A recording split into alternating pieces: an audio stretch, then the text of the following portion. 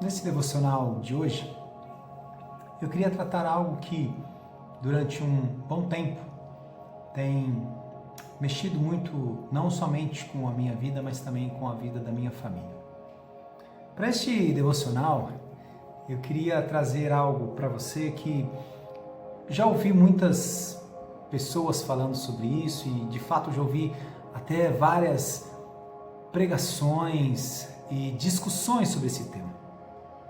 Existia no Velho Testamento uma representação, ou existia um símbolo que representava a presença de Deus na vida e no meio do povo. E esta representação era a Arca da Aliança. A Arca da Aliança ela era um caixote feito de uma madeira chamada de acácia, que era revestida de ouro por dentro e por fora. E dentro deste caixote existiam alguns elementos que representavam tanto a manifestação da graça, da glória e das leis de Deus. Então ali existia a tábua da lei, ali existia um pote com maná que vinha do céu e ali existia a vara de Arão que havia florescido.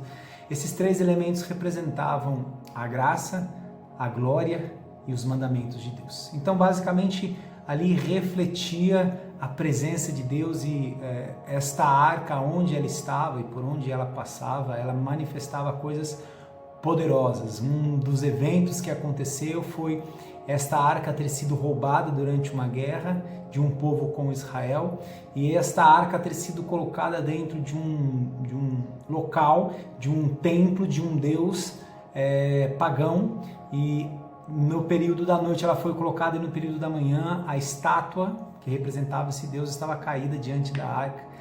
Eles levantaram essa estátua de novo no local onde ela recebia os seus cultos. Passado no outro dia essa estátua não somente estava prostrada, como ela tinha se espedaçado os pés, as mãos e a cabeça dessa estátua. Elas estavam separadas. Ou seja, porque eu estou lhe dando essa introdução? Porque a arca representa a glória, a presença de Deus.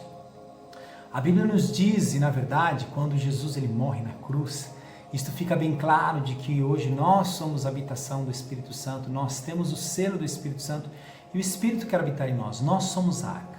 Mas eu queria compartilhar com vocês um texto. Na verdade, hoje eu vou compartilhar com vocês dois textos e o primeiro, ele está no segundo livro de Samuel, no capítulo 6, dos versículos de 12 a 16. Segundo Samuel, no capítulo 6, versículo 12 a 16, ele fala da continuação, da continuidade dessa história que eu estava contando para vocês. Essa arca ela tinha sido roubada, depois este povo começou a ter vários problemas de saúde, porque a presença de Deus estava ali, eles não adoravam a Deus, até que eles mandaram esta arca embora, e esta arca chegou até Bet-Semes, e Bet-Semes ela ficou na casa de um homem, né? E este homem chamado Obed-Edom. Dentro dessa casa de Obed-Edom, a arca ficou ali e a arca abençoou Obed-Edom grandemente, e a Bíblia diz que ele e toda a sua família foram abençoados por causa da presença da arca. Obed-Edom era um homem que amava e servia a Deus. Mas o rei Davi, um homem considerado um homem segundo o coração de Deus, que isto não representa que ele era um homem que não tinha pecado, era um homem que não pecava, até porque ele era assassino, ele era adúltero e ele tinha muito sangue nas suas mãos. Mas ser um homem segundo o coração de Deus significa que ele tinha prontidão em se arrepender e ele tinha paixão e desejo imenso de conhecer a Deus e ao seu caráter. Este homem, no segundo livro de Samuel, no capítulo 6, no versículo 12 e 16, ele resolve trazer a arca da casa de Obed-Edom para o local onde ele estava preparando, ou para a sua casa, ou para o local onde ele queria ter a presença de Deus junto com ele. Antes dele fazer isso, já tinha existido uma intenção e até uma tentativa de carregar a arca, e nessa tentativa de carregar a arca, no momento que eles estavam carregando a arca sobre uma carruagem puxada por bois, esta arca ela balança e um homem chamado Uzá, ele coloca a mão sobre a arca, e colocando a mão sobre a arca, a Bíblia nos diz o seguinte, nos diz que ele foi consumido ali. E isso mexeu com o coração de Davi, porque ele entendeu que Deus, ou a presença de Deus, ela era algo extremamente poderosa, capaz até mesmo de matar o homem. E aí ele se planeja, e é sobre este planejamento que eu quero trazer hoje este exemplo. Contei toda essa história para chegar neste exemplo e para trazer este exemplo para a sua vida, para o seu dia a dia, para a sua semana e para lhe fazer algumas questões. 2 Samuel, capítulo 6, versículo 12 e 16 diz assim: Davi foi informado que o Eterno estava abençoando Obed-edom e toda a sua família por causa da arca de Deus. Davi pensou, vou tomar esta bênção para mim, e mandou trazer a arca de Deus da casa de Obed-edom para a cidade de Davi, com muita festa. Como? Sacrificando um novilho gordo a cada 6 passos. Davi usava vestes sacerdotais e dançava com entusiasmo, diante do Eterno. O povo seguia enquanto ele acompanhava a arca do Eterno com gritos de alegria ao som de trombetas. Mas quando a arca do Eterno entrou na cidade de Davi, Mical, filha de Saul, sua esposa, veio assistir o cortejo da sua janela. Quando viu o rei Davi pulando, dançando diante do Eterno, ficou aborrecido com ele. Veja a forma como Davi fez. Veja a forma como Davi se posicionou para trazer a arca de Deus. Ou seja, Davi ele tinha consciência de que o que ele estava carregando, de que o seu caminho, ele era um caminho acompanhado pela presença de Deus. Ele era um caminho no qual, neste caminho, estaria trilhando não somente a Davi, mas também estaria trilhando a presença de Deus. A cada 6 passos que Davi dava, ele sacrificava a Deus em reconhecimento, honra, glória e submissão a Deus.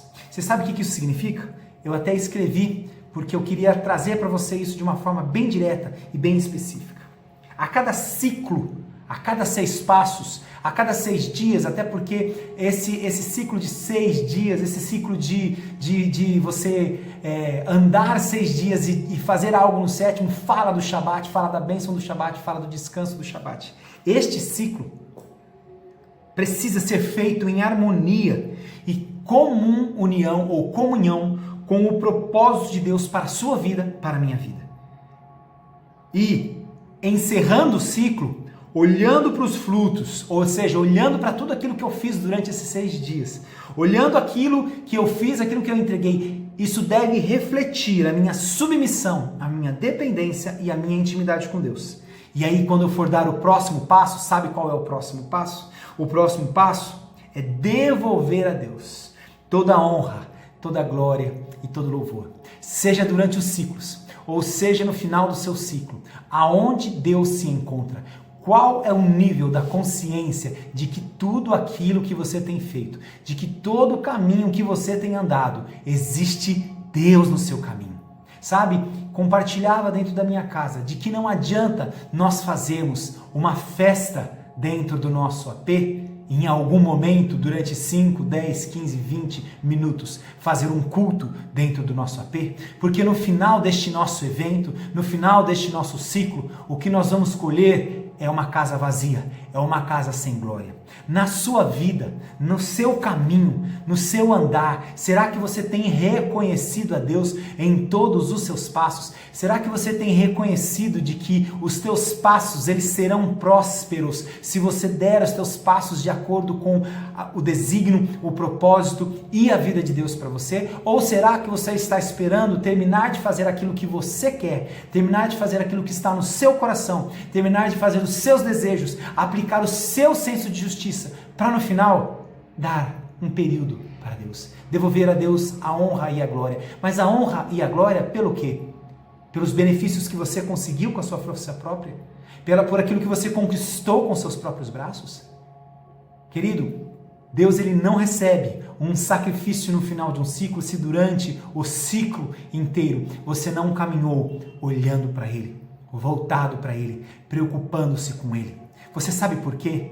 Porque se você não mudar hoje a sua consciência de que não tem a ver com o que você quer, com o seu senso de justiça, com aquilo que você pensa, ou até mesmo com os fatos e dados que você tem colhido nos melhores jornais, com as melhores pessoas. Não tem a ver com isso. Tem a ver com você, de fato, colocar Deus em todos os passos que você vier a dar. E quando você completar um ciclo, o próximo passo que você irá dar é um passo devolvendo a Ele a glória. Ou seja, tudo o que você faz tem a ver com Ele. E eu quero fechar isso. Se você precisa de uma referência bíblica no Novo Testamento, que é o que está em Colossenses, no capítulo 1, nos versículos 15 ao 18. E isso tem queimado e queimou o meu coração e queimou o coração da minha esposa, e eu quero que queime o seu coração, para que você veja que tudo tem a ver com Ele. 1 Colossenses 1, versículo 15 a 18.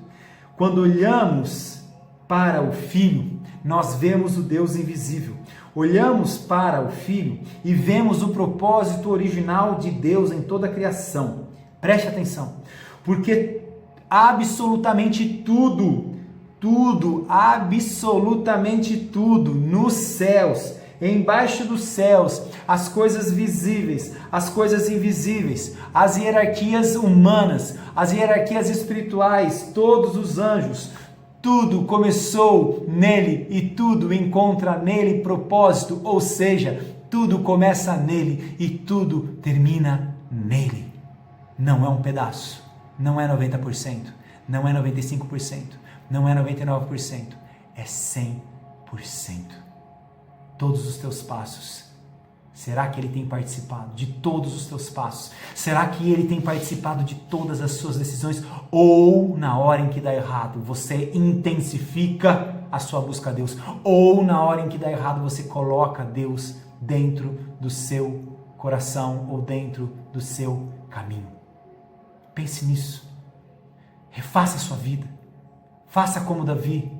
Faça como o Davi, que programou os seus passos reconhecendo que andar com Deus demanda que todos os seus passos sejam no propósito, do jeito, da forma e no senso de justiça dele e não no seu.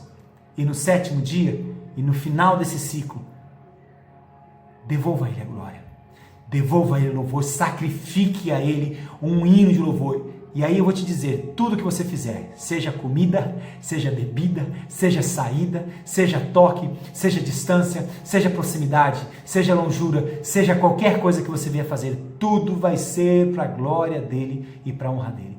Que Deus o abençoe. Mude a sua vida. Conecte ao seu Criador e aí você vai ter uma vida próspera e você vai influenciar o mundo inteiro. Que Deus possa lhe abençoar nesse dia e que você tenha uma semana e um final de semana maravilhoso.